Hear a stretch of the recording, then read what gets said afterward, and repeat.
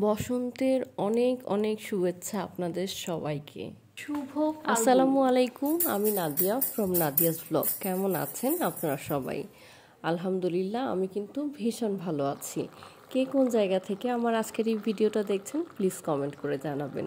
সকালবেলা ঘুম থেকে উঠেই আমি চা বানিয়ে নিয়েছি, আর চা খেতে খেতে বারান্দায় বসে বসে পাখির কিচিরমিচির শুনছিলাম। এখান থেকে পাখির খুব সুন্দর মিষ্টি কিছু সাউন্ড শুনতে পাই। এই জায়গাটা আমার কাছে তাই ভীষণ ভালো লাগে। তারপর রাস্তায় লাইন ধরে দাঁড়িয়ে থাকা খিচুড়িগুলো না, এটা হচ্ছে আমার বাসায় মায়ের হাতের রান্না খিচুড়ি। খিচুড়িটা ভীষণ মজা হয়েছে। শীতের মৌসুমে এই রকম গরম গরম খিচুড়ি খেতে কিন্তু খুব বেশি মজা। আমি কিন্তু অনেক বেশি পছন্দ করি শীতের সময়ের এই খিচুড়িটা। আপনাদের কার কাছে কেমন লাগে কমেন্ট করে জানাবেন। কোনো প্রিপারেশন ছিল না, কোনো প্ল্যান ছিল না, হঠাৎ করে কাজিন মেসেজ দিয়েছে, নাদিয়াপু চলো না কালকে শাড়ি পরি দুজনের ছবি তুলি ছাদে উঠে। তো আমিও ভাবলাম যে ঠিক আছে, যেহেতু আমারও তেমন কোনো প্ল্যান নাই, ওর সাথে একটু ছবি তুলি, ওর নিজের কাছেও ভালো লাগবে, আমারও একটা সুন্দর সময় কাটবে। যেই ভাবা সেই কাজ, আমিও বললাম ঠিক আছে আমরা শাড়ি পরবো। তো আম্মুর আলমারি থেকে এই বাসন্তী রঙের শাড়িটা আমি নিয়ে নিয়েছি। আর রেডি হওয়ার জন্য যা যা লাগে, একটুখানি মেকআপ, একটুখানি চুড়ি আর টুকিটাকি কিছু জিনিসপত্র নিয়ে নিয়েছি রেডি হওয়ার জন্য। ফাইনালি আমি শাড়ি পরে এসেছি, আর শাড়ি পরতে অনেক সময় লেগেছে। নিজে নিজে শাড়ি পরাটা খুবই টাফ। শাড়িটা অনেক বেশি সুন্দর। আমি এটা এর আগেও অনেকবার পরেছি, আজকেও পরলাম। আগেও যেমন ভালো লাগতো এখনও ঠিক সেরকমই ভালো লাগছে। তো যাই হোক, কথা না বাড়িয়ে আমি আমার মেকআপটা শেষ করি। তো আমি আমার মেকআপের সব শেষ পার্টটা হচ্ছে হোয়াইট অ্যান্ড ওয়াইল্ডের লিপস্টিকটা নেব। এটা give me মকা shade. Give me মকাটা দেওয়া হয়ে গেছে আমার। এটা কিছুটা ড্রাই হওয়ার পরে আমি হচ্ছে হোয়াইট হাউসের 23 নাম্বার শেডের লিপস্টিকটা এটার উপর রিঅ্যাপ্লাই করব। এতে করে দুইটার কম্বিনেশনে খুব চমৎকার একটা শেড আসে।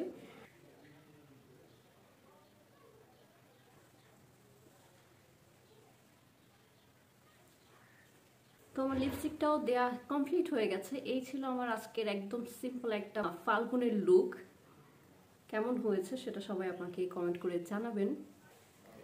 তারপর মেকআপটা শেষ করে আমি একটা লাল রঙের ঝুমকা পরেছি।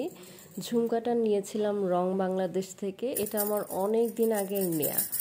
আর তারপর হচ্ছে আমি এই সবুজ চুড়িগুলো নিয়েছি। চুড়িগুলো আমি সব কাছের চুড়িগুলো মূলত টিএসসির যেই খালারা বসে থাকে না চুড়ি নিয়ে, সেখান থেকে চুড়িগুলো কিনেছিলাম। এই চুড়িগুলো অনেক দিন আগের। আমি জানি না কেন এই হলুদ রঙের শাড়ির সাথে আমার সবুজ চুড়ি পরতে ইচ্ছা করলো, তাই আমি সবুজ চুড়িটা পরেছি।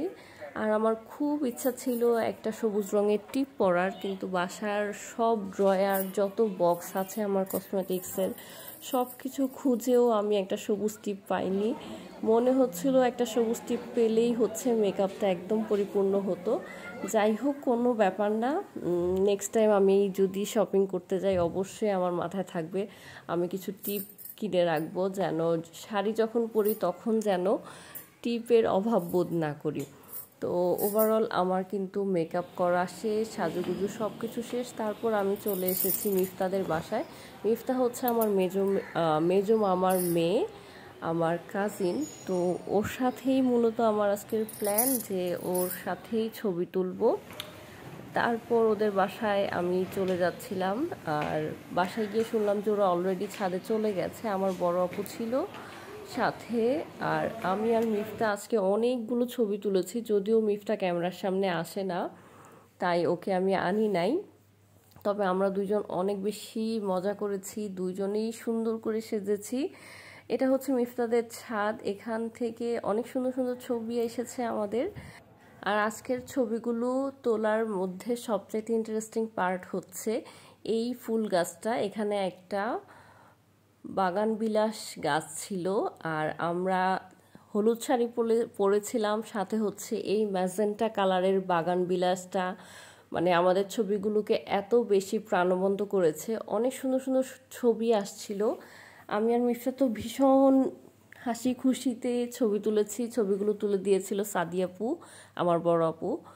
তো অনেক অনেক ধন্যবাদ ছবি তোলা শেষে আমরা মিফতাদের বাসায় গিয়েছিলাম, বাসায় অনেকক্ষণ সবাই মিলে আড্ডা দিয়েছি।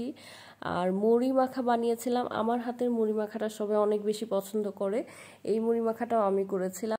মুড়ি মাখা খেতে খেতে আজকে বিদায় নিচ্ছি। সবাই ভালো থাকবেন, সুস্থ থাকবেন, সবার ফাল্গুন অনেক বেশি সুন্দর কাটুক। আজকের মতো এখানেই বিদায় নিচ্ছি। আমার চ্যানেলটার সাথে সবাই থাকবেন, লাইক কমেন্ট করবেন, আপনাদের বন্ধুবান্ধবের সাথে শেয়ার করবেন।